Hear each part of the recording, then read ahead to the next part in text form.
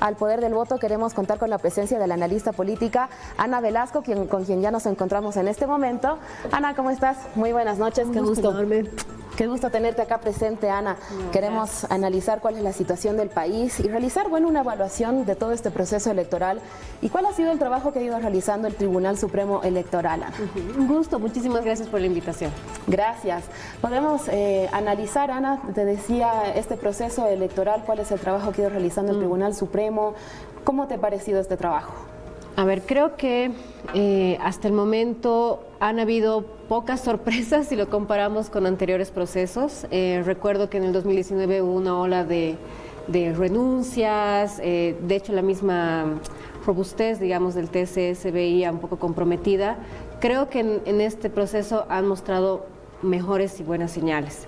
Han habido momentos específicos donde, por ejemplo, la figura de Hassan Teufel como presidente, que luego está ahora como vicepresidente, pero como interino. Un poco de desestabilización sí, ahí. Pero creo que seguramente ha debido haber alguna crisis interna que no conocemos, pero que ha sido bien manejada. Creo que lo importante es que estamos llegando al proceso electoral con esa robustez.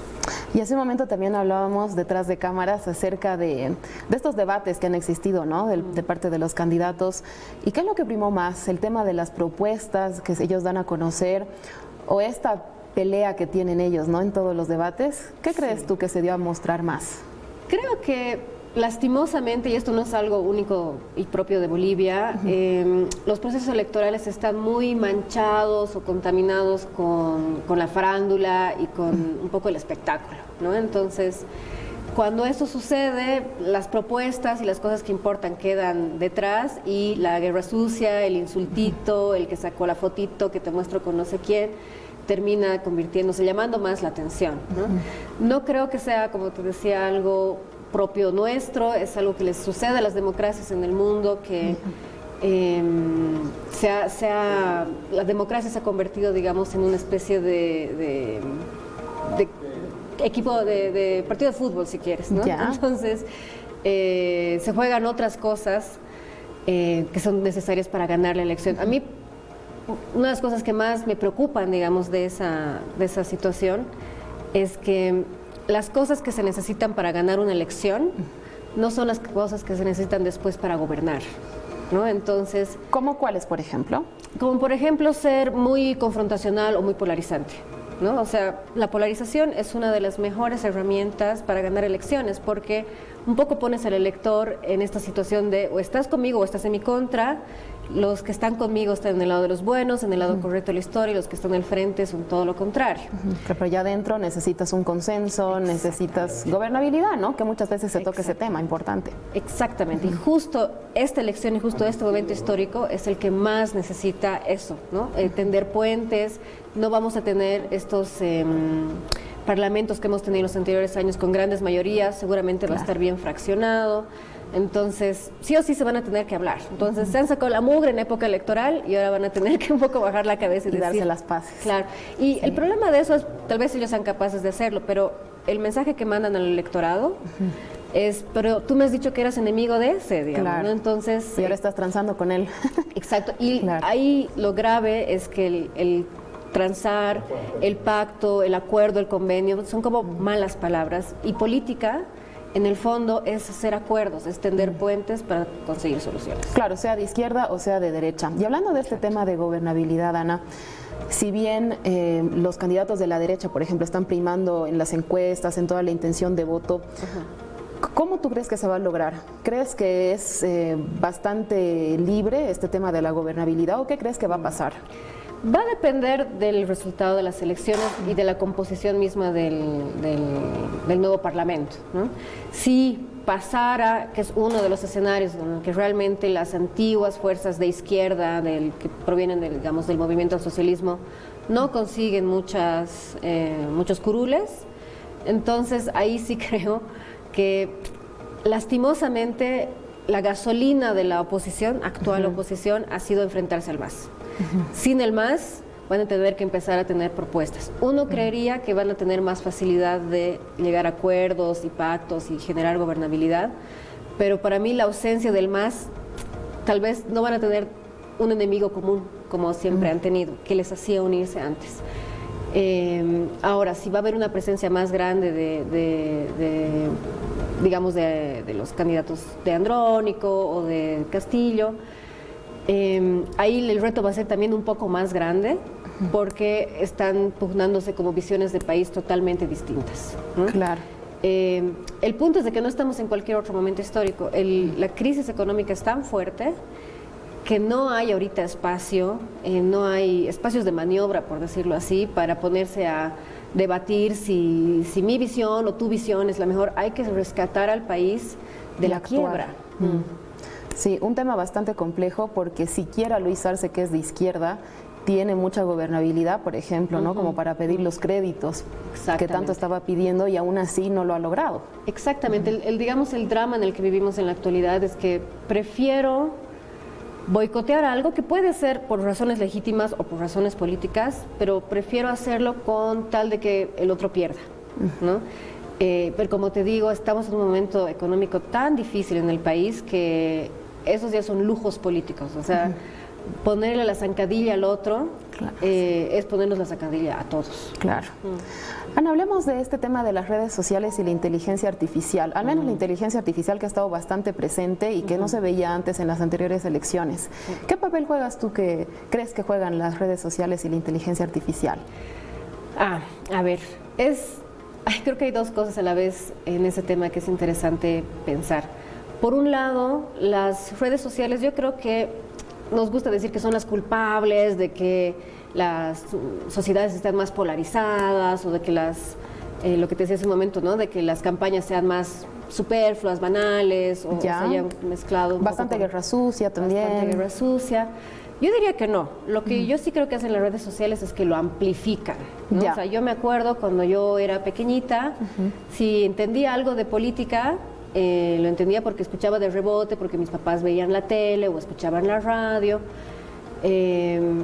Pero ahora, niños chiquitos, jóvenes, chicos que van a votar por primera vez, tienen información directamente en sus celulares 24/7, ¿no?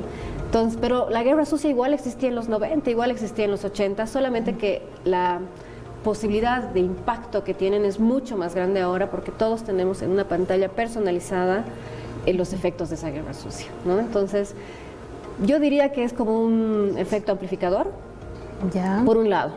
Pero hablando específicamente de inteligencia artificial, eso sí es totalmente nuevo. O sea, a mí me gusta decir que estamos en una época en la que estamos con verdades a la carta, ¿no?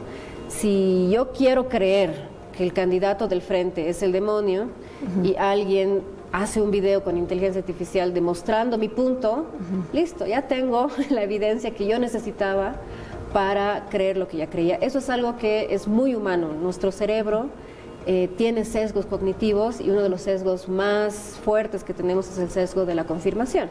Una vez que nosotros creemos algo, vamos a escoger la evidencia que soporte mi creencia, y vamos a hacer a un lado toda la evidencia que más bien contradiga mi creencia.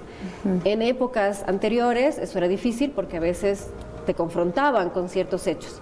Hoy en día se pueden manufacturar esos hechos para que las personas encuentren suficiente evidencia para seguir creyendo lo que creen, ¿no? Entonces, hay verdades a la carta, pero el problema de fondo, tal vez volviendo a lo que hablábamos hace un ratito con la gobernabilidad, es que la gobernabilidad se tiene que dar cuando todos compartimos una realidad. Por ejemplo, el país está en quiebra, y al compartir esa realidad, aunque tú pienses distinto a lo que yo pienso, tenemos que vivir en esta realidad, ¿no? Claro, y vemos el bien común. Exacto. En teoría tendría que ser así. Tendría que ser así, y conseguir soluciones para esa realidad compartida que tenemos.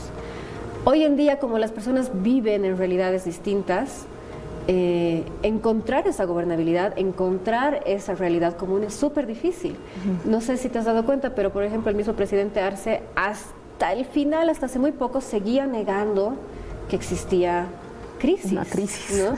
Y claro, parecía que estábamos realmente en realidades paralelas, y si tú veías los medios de comunicación que le apoyaban o quienes lo entrevistaban, tendían a posicionar esa realidad, y realmente parecía que existían realidades distintas, ¿no? Entonces, y hay gente que cree eso. Y hay gente que cree eso totalmente, ¿no? Entonces, es lo que te digo, tenemos este sesgo de la confirmación que además nos va a llevar a buscar las cosas que queremos creer.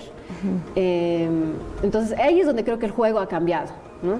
La inteligencia artificial lo que nos ha hecho a nosotros nos ha hecho mucho más difícil el tener que encontrar cosas en común con las personas con las que pienso distinto, ¿no? Y antes, cuando no se podía negociar esa realidad, pucha, a la mala yo tenía que negociar con el que pensaba distinto a mí. Hoy en día nos podemos dar los lujos de vivir en realidades separadas hasta que nos golpee con todo. Claro. Y el tema de las campañas electorales, antes, por ejemplo, veíamos la ciudad llenas de pancartas, pucha, la gente vociferando, los autos, todo. Bueno, ahora si bien vemos que igual se reúnen y vemos estas caravanas, pero es muy poco, ¿no? La campaña electoral se ha realizado más en redes sociales, en TikTok, sin llegar tan lejos, por ejemplo, la campaña de Samuel es full redes sociales. ¿Tú crees que funciona esto para los candidatos ahora o cómo lo ves? ¿O crees que falta eso de la calle? Sí, no. Un poco es chistoso, las campañas electorales están un poquito basadas en una idea medio bélica de que hay que ocupar un territorio, ¿no? Si yo ocupo un territorio y pongo mi banderita, es así como que conquistamos el espacio, llegué a la luna y pongo la bandera de mi país porque yo llegué primero, es un poco y no lo funciona mismo. así. No funciona, pero es muy simbólico, ¿no? El ocupar el espacio, quién llegó primero con su caravana y quién puso la bandera y los colores y todo. Ahora lo que hay es esta necesidad también de ocupar un espacio, pero el espacio virtual. Entonces, ese mismo desorden lo estamos viendo, pero en nuestras redes sociales. ¿Cuál es la diferencia? Es que yo igual me acuerdo cuando las campañas se hacían en la calle, tú tenías que ver, mira, aquí están los rosaditos, aquí están los moraditos, aquí están los verdecitos, y ibas más o menos tanteando quiénes tenían más, quiénes tenían menos. En cambio, en las redes sociales, el algoritmo un poco cura esa realidad para ti, ¿no? Aprende de tus interacciones en redes sociales y te muestra solo algunas cosas y no otras. Entonces, si tú ya has mostrado alguna simpatía por algún candidato, es muy probable que te muestre más. Y tú piensas, este señor conquistó todo, está en todas partes, es realmente el mejor candidato, pero es porque tu algoritmo te está mostrando solo eso. Y no tú le estás dando ese seguimiento, digamos. Exacto. Entonces, es una forma de ocupar el espacio virtual, pero con otras reglas, ¿no? Pero por otro lado, también vivimos en un país donde el Internet no alcanza a todas partes, donde no todo el mundo tiene acceso a estas tecnologías y todavía se necesita un poco la campaña de calle. Ahora, la campaña de calle, al menos como se vive en la ciudad, es eso, ¿no? Es sacar grandes multitudes para que tú digas, wow, cuánta gente lo sigue este señor. Lo que en verdad debería hacer es que el candidato vaya puerta por puerta a hablar con las personas, y no solamente el candidato o el binomio presidencial, sino todos los candidatos plurinominales, uninominales. Los candidatos plurinominales son bien flojos, son bien vagos, porque como entran con una lista cerrada por la votación que tiene el presidente, no hacen campaña. Pero deberían ir. Es muy cómodo. Deberían irse, deberían hacer conocer, deberían hablar con las personas. No es, eso lo hablábamos también hace un rato, no es súper agotador para el candidato ser la única persona que está haciendo mostrar su voz, pero en verdad hay todo un equipo. Deberíamos conocer no solamente a Samuel Doria Medina, sino quién está detrás de Samuel Doria Medina, no solo a Tuto Quiroga, sino quién está detrás de Tuto Quiroga y así, ¿no? Entonces, esa campaña de calle, más de puerta a puerta, de boca a boca, sobre todo los lugares donde hay poca penetración del Internet, poca penetración de la tecnología, debería continuar haciéndose. Bueno, y no es que vemos tampoco una intención de voto demasiado grande, por ejemplo, hablando en porcentaje de los candidatos que están ganando, por así decirlo, en el tema de los sondeos. ¿Tú qué crees de este voto en el área rural, el voto popular, toda esta cantidad de votos nulos, de votos blancos? ¿Cómo lo ves?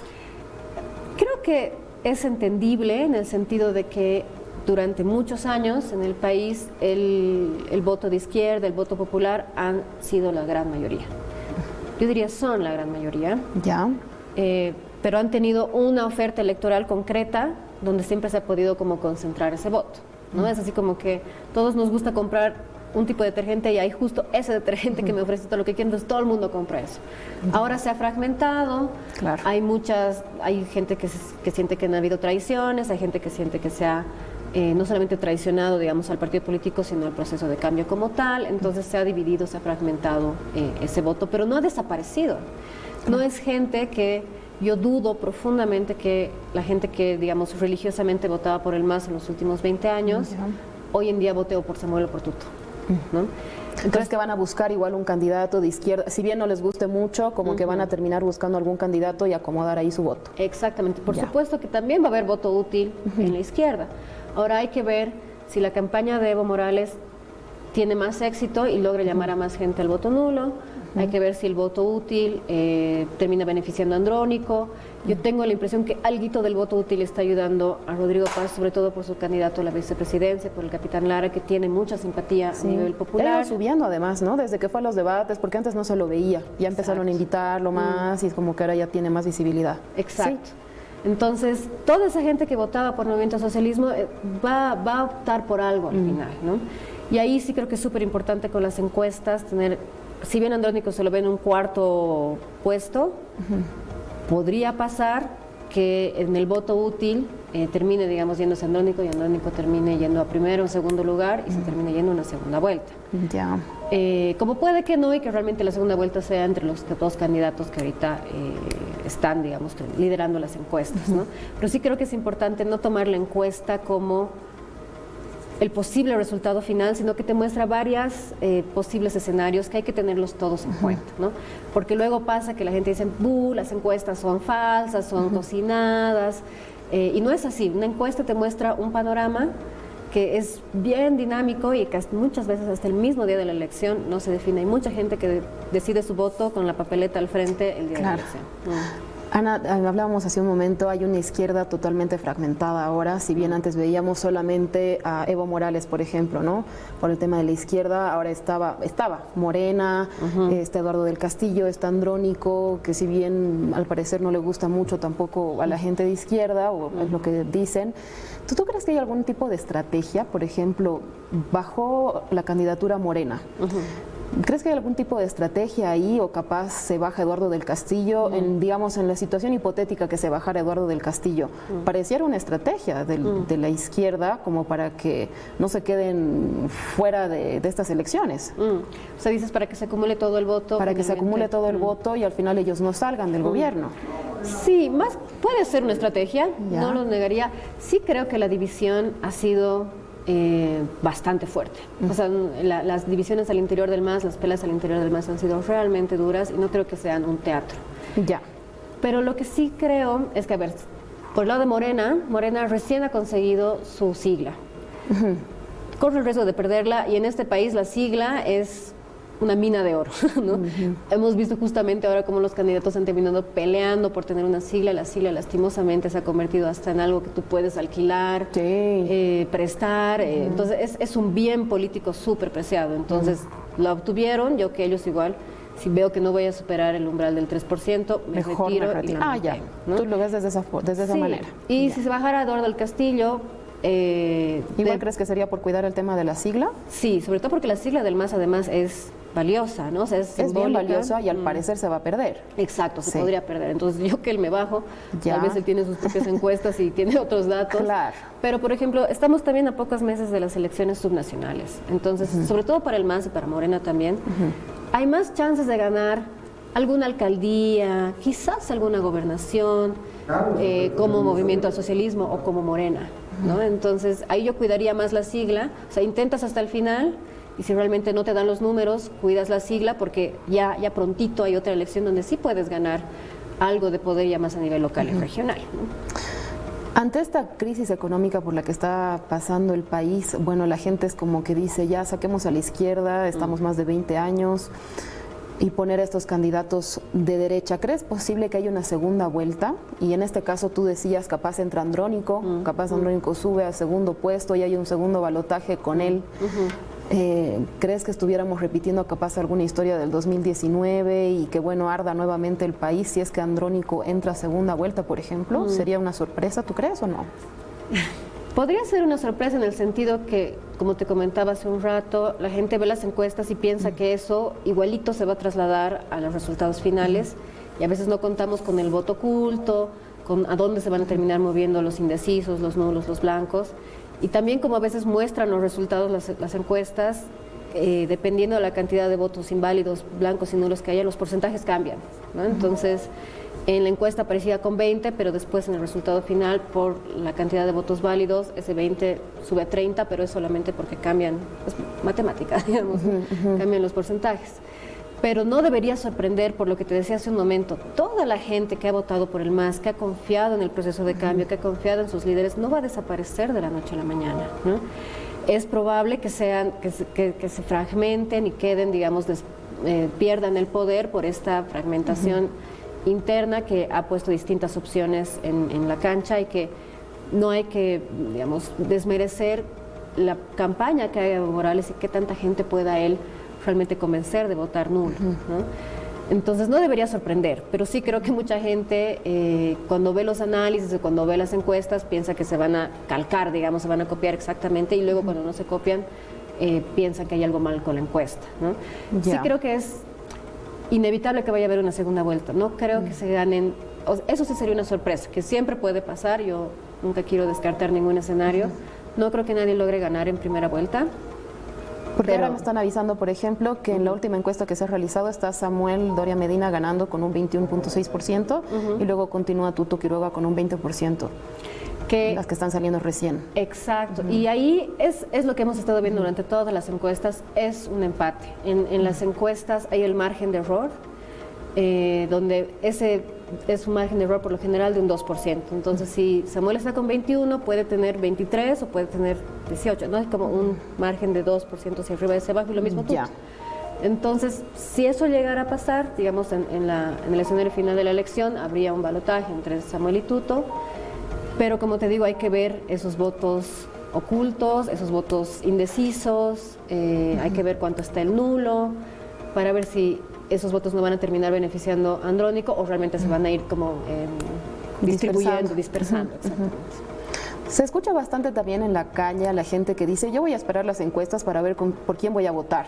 O sea, si bien no se sienten como que totalmente identificados con algún candidato, que se ve mucho, por ejemplo, eso en estas elecciones, pero se escucha bastante esto, ¿no? Como que no, yo me voy a fijar la última encuesta, voy a ver quién está punteando y lo voy a apoyar al que esté primero, con tal de que salga a la izquierda, por ejemplo, y salgamos de esta crisis, ¿no? Porque uno lo asocia a la izquierda con la crisis económica.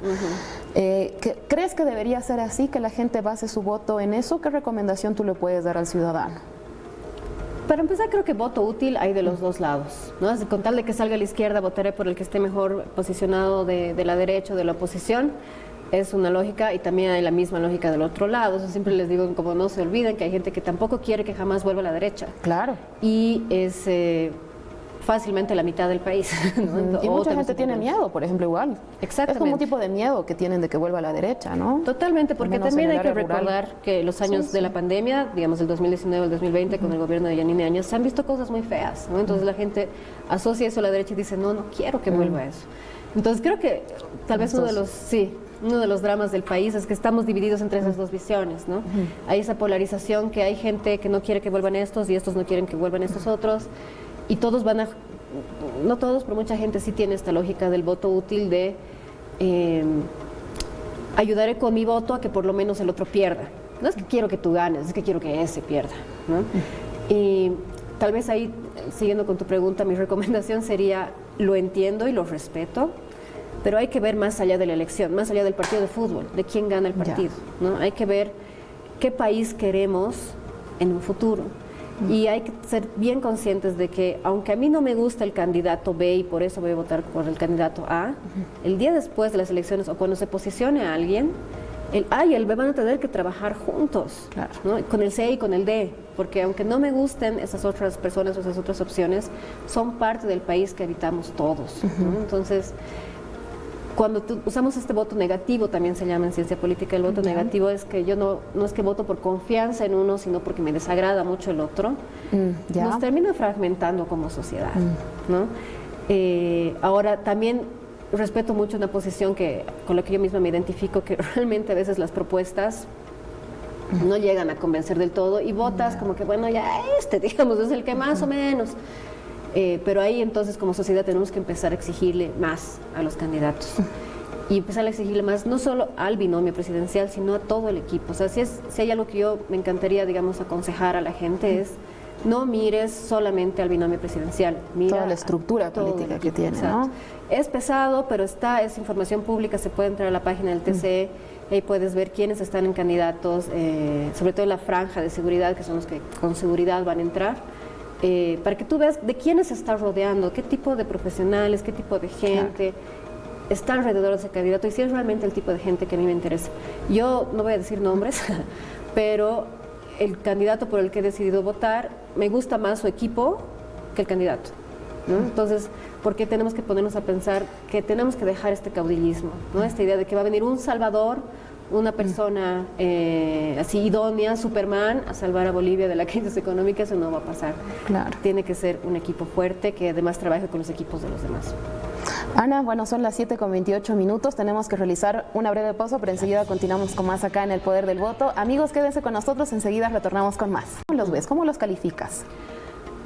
En algunas ocasiones, en algunos casos sí creo que ha sido el candidato a la vicepresidencia que le ha dado más fuerza al binomio. Ya, ¿cómo en el caso de quiénes? Por ejemplo, el caso que te decía hace un momento de Rodrigo Paz. Ya. Rodrigo Paz no es tan conocido, ¿no?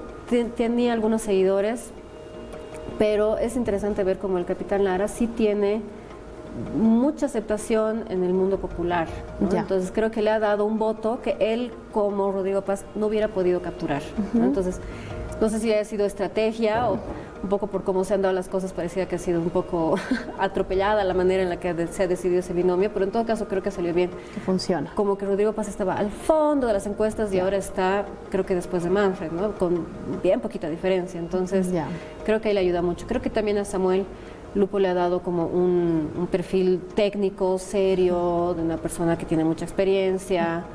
Yo creo que le ha ayudado. En el caso de Tuto creo que le ha restado.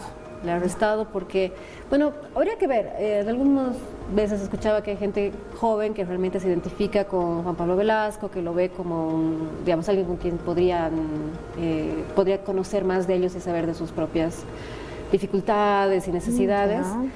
Pero sí creo que no ha tenido un buen performance, digamos, en la campaña electoral.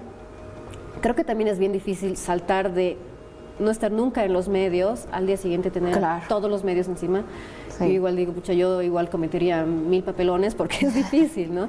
Pero también creo, y tengo que ser súper honesta con esto, estoy segura que él es un excelente profesional. Pero no creo que esté listo para el candidato, o sea, para el puesto de vicepresidencia, ¿no? El puesto de vicepresidencia tiene mucho que ver con lo que hablábamos hace un ratito, tender puentes, hacer que la gente que piense distinto se ponga de acuerdo, y eso es súper difícil, súper complicado, y tiene mucho de tener como esta habilidad política, ¿no? Escuchaba a algunas personas que decían, pero va a aprender en el camino, y creo que esa es una mala... No sé si estamos para eso en el país. No estamos en el momento para que aprenda, pero de todas formas hay una frase súper bonita que dice, el primer acto de corrupción que comete una persona es aceptar un puesto para el que no está listo, para el que no está preparado, ¿no? Entonces hay que también tener la humildad de decir... Qué buena frase. Sí, esto no va para mí, o sea, podría ser excelente en otros lados, pero pónganme en un lugar donde yo realmente pueda ayudar. Y cuando aprenda ahí, tal vez de aquí a 10 años seguiré un excelente... Claro, me voy a ir preparando para esto, digamos, ¿no? Para este puesto, porque en caso, por ejemplo, de que viaje Tuto, Juan Pablo Velasco queda ahí, ¿no? A la palestra del país, entonces eso es, ¿no? Uno ve. Y en el caso de Johnny Fernández, tiene todo un misterio él, ¿no? Esta incógnita con su candidato a la vicepresidencia que recién lo va a lanzar. Muchos decían, pucha, será Evo Morales, así como que para que lance la gran noticia. ¿Tú qué piensas? A ver, he leído, ya no sé, me has hecho dudar si es noticia falsa o no, que al final este candidato es Leopoldo Chuy. No estoy totalmente segura. Si fuera cierto, creo que ha hecho mucho show para nada.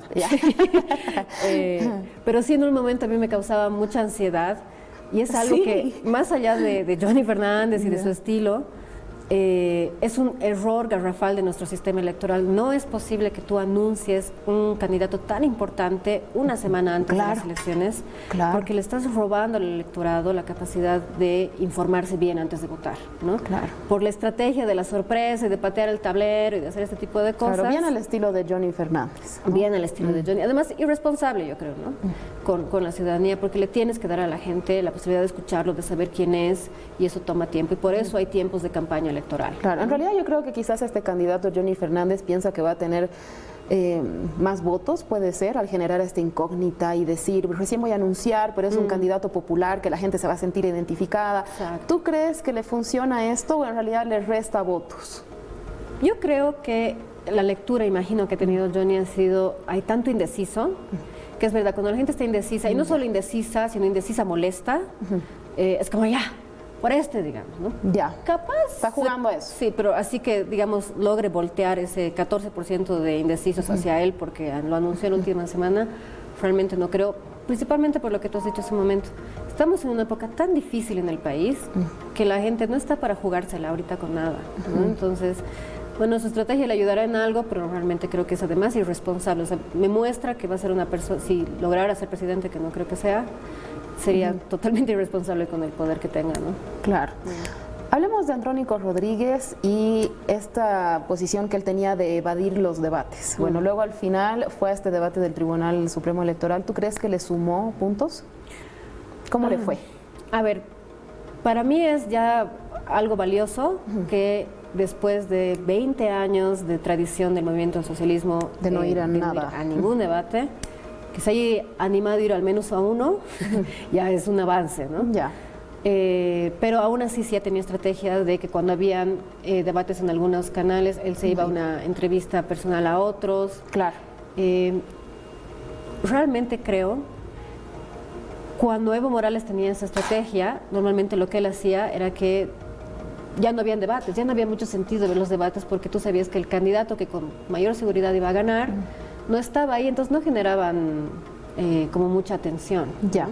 En cambio, ahora que él no está en esos candidatos, entre esos candidatos preferidos, el no ir, lo único que hace es restarle más bien oportunidades para que la gente más bien debería tener más visibilidad. Sí. Ya. Entonces, si realmente decide no ir es porque o no confía mucho en su capacidad de debatir ideas en público, o es verdad, lo escucho en algún lado y creo que tiene algo de sentido, pero tampoco he visto que hayan hecho nada para contrarrestarlo, que los debates, como lo hablábamos hace un momento, tienen un formato que realmente no se hablan de las ideas y se va más a la farándula. Es verdad, pero no quita que tienes el micrófono con una gran población viéndote, donde tú puedes tomar las riendas, no puedes no caer en esa trampa, puedes poner a la ciudadanía y al electorado primero, y creo que esa oportunidad la perdió. ¿Y cómo crees que va a influir en la intención de voto este último debate, que si bien no estoy mal es el martes? Hay algunos candidatos que dijeron, por ejemplo, que no van a ir. Si no estoy mal, Tuto creo que dijo que no va a poder ir, no sé qué otros candidatos más, pero ¿tú crees que es importante este último debate?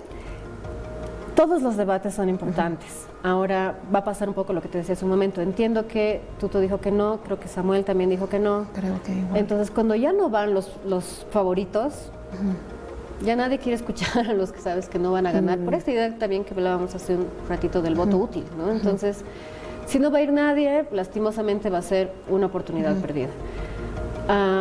¿Por qué habrán decidido los candidatos no ir a este último debate?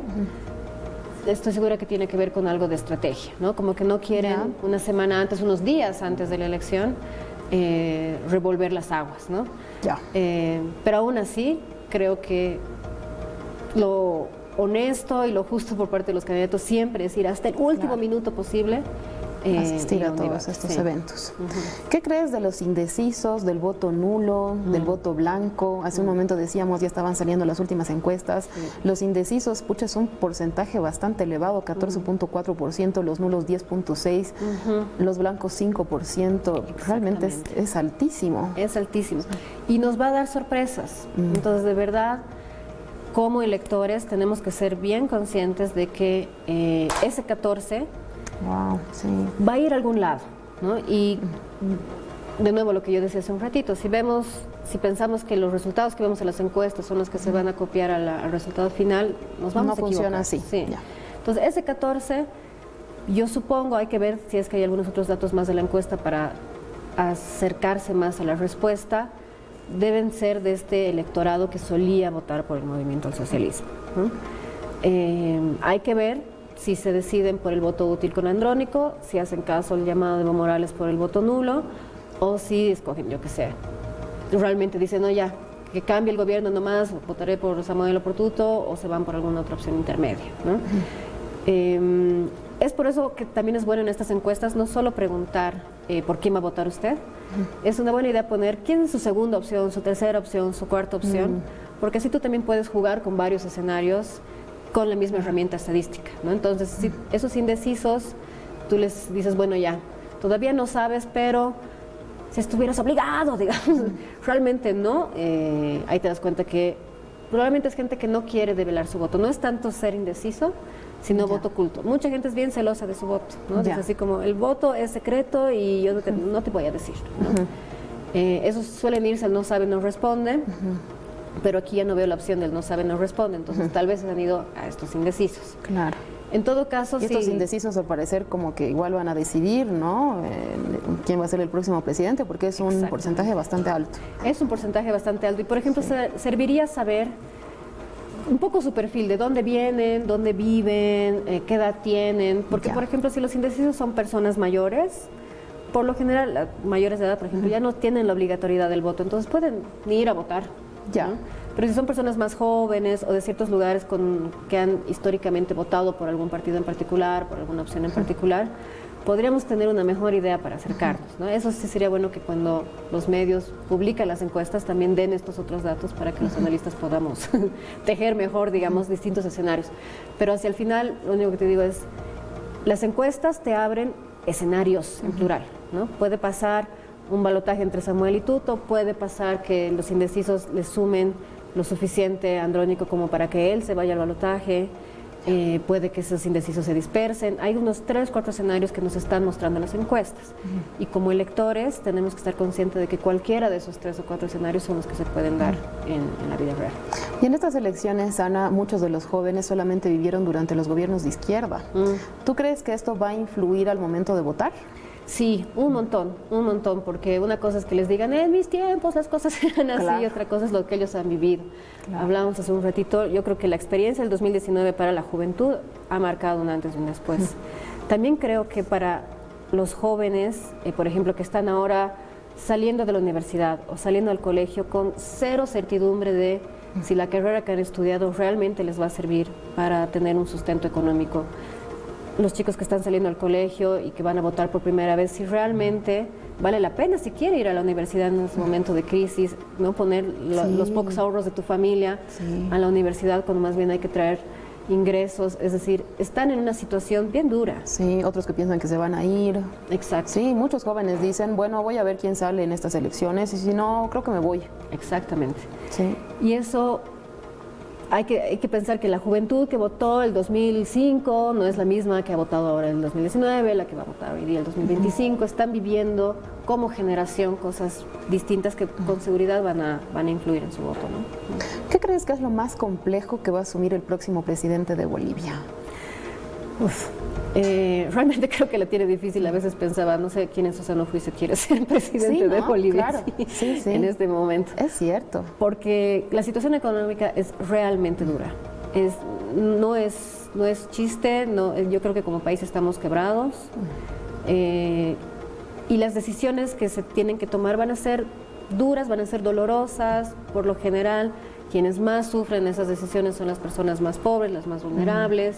Estos cambios, ¿no? Exacto, y no hay margen para, digamos, ahorrarse esos dolores, ¿no? Entonces creo que lo más difícil que le va a tocar al siguiente gobierno es mantenerse sólido y estable para cuando se apliquen estas medidas pueda mantenerse en el gobierno. Te soy honesta y no es para asustar a nadie, más que las elecciones como tal. A mí me preocupa que quien sea elegido pueda mantenerse los 5 años, ¿no? Porque van a ser épocas complicadas y difíciles, que van a tener baja gobernabilidad porque no hay grandes mayorías. Sí. Si el voto nulo, por ejemplo, crece un montón, va a ser un gobierno que además, con un buen porcentaje de la población que ha decidido ni siquiera participar del proceso, entonces baja legitimidad. Pero